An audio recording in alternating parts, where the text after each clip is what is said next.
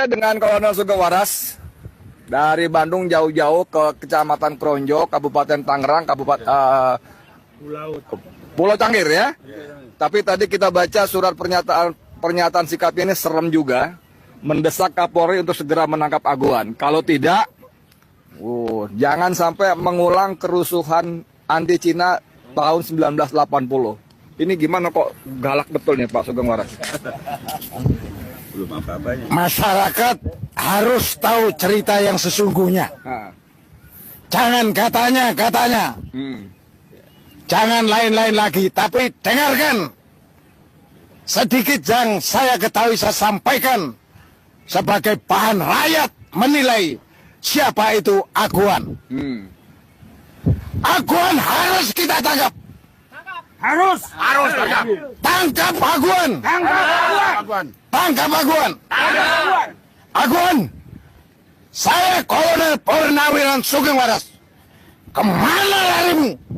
Kalian semua pun saya kejar, saya tangkap, untuk saya amankan. Jangan berprasangka negatif. Saya tangkap untuk saya amankan daripada tidak aman. Saudara telah membuat heboh, menindas, merampas, mengintimidasi, mengkriminalisasi, mengeksekusi semua rakyat. Hei rakyat yang lain, ini bukan omong kosong. Silakan datang ke daerah Banten. Melalui hampir 80% aparat desa, kepala desa, ketua RW, ketua RT, pada umumnya telah masuk angin. Bukan membela rakyatnya, tetapi menakut-nakuti.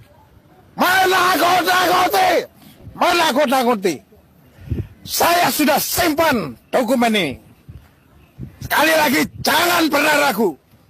Saya bukan berdasarkan kebencian, tetapi keprihatinan. Masyarakat Indonesia, ini terjadi hampir di seluruh wilayah tanah air. Tetapi ini kali saya menekankan, semua berpandangan kepada PIK.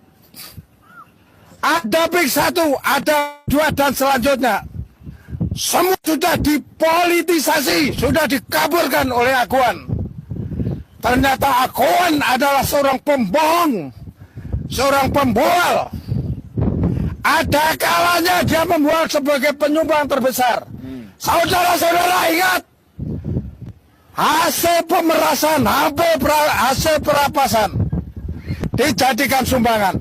Tidak akan berkah. Siapapun yang disumbang, ingat kata-kata saya.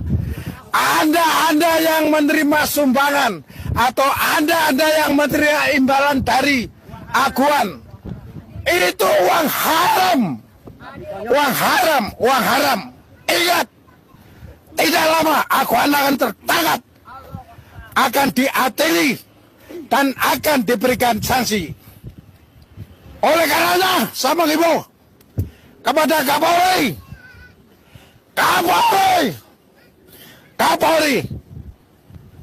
harus serius, harus sungguh-sungguh menegakkan hukum di Indonesia.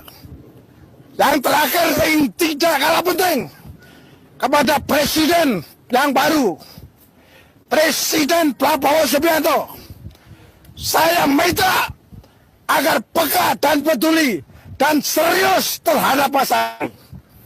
Ingat, rakyatmu di bagian sini betul-betul tertindas.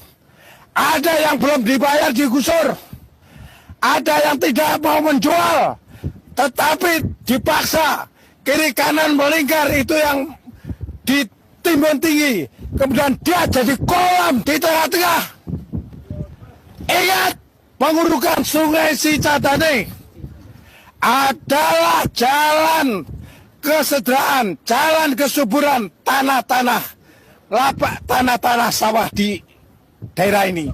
Tetapi akibat itu ditimbun, maka aliran sungai tidak ke sawah. Ini sama saja pemaksaan. ini sama saja pemaksaan. Saudara Presiden, ada saran dari saya. Perhatikan sungguh-sungguh PIK 2 ini. Karena wilayahnya hampir mencapai lebih dari 200 juta hektar.